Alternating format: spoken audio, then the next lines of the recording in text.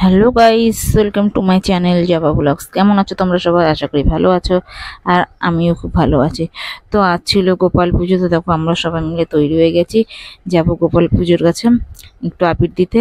তো বোন ছিল, আমি ছিলাম, মামার মেয়ে ছিল, বোনাই ছিল, এসা ছিল। তো ফাইনালি আমরা পৌঁছে গিয়েছি গোপাল ঠাকুরের কাছে। তো চলো দেখি। পুজো পুজো হয়ে গেছিলো, পুজোর একটু পরেই আমরা পৌঁছে গেছিলাম, বাট পুজোটা করতে পারিনি, দেরি হয়ে গেছিলো বলে। তো চলো আবিরটা দিলাম।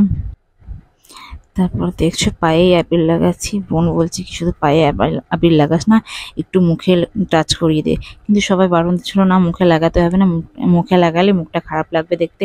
সবে তো আজকে পুজো হলো, এখনো 1-2 দিন থাকবে, তারপরে পরে লাস্টে ডোবানো যখন ঠাকুর বিসর্জন হয় ওই দিন দিতে। বাট আমি শুনলাম না, একটুখানি টাচ করে, আমি একটুখানি দিয়ে টাচ করে। আজ হোলি তো, হোলিতে একটু ঠাকুরকে আবির দিলে কি হয়েছে। তারপর হয়ে গেল আবির দিয়ে, আমি বোনকে বললাম বোন একটু ফটো তুলে দে আমাকে। বোন বলছে দাঁড়া একটু ফটো তুলে দিচ্ছি আমি তোকে। তাই বললাম, বলছি এরকম ভাবে না, এরকম ভাবে না। বলছে ঠিক আছে। বোন বলছে এইভাবে দাঁড়া, এইভাবে পিছন দিয়ে দাঁড়া, তাহলে ভালো লাগবে। ওই জন্য আমি এরকম পিছন ঘুরে ঘুরে দাঁড়াচ্ছিলাম। তারপরে যে এইখানে কলা পাতাতে রাখা রয়েছে প্রসাদ, এই যে যিনি ঠাকুর বানিয়েছে ওনার নাম নিমাই পাল। এই যে ভালো করে দেখো না, ওই যে নিমাই পাল।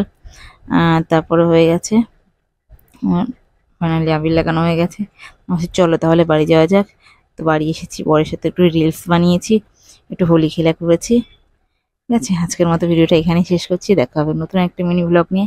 তো আজকের মিনি ব্লগটা কেমন লাগলো অবশ্যই কমেন্টে জানাবে। Bye bye.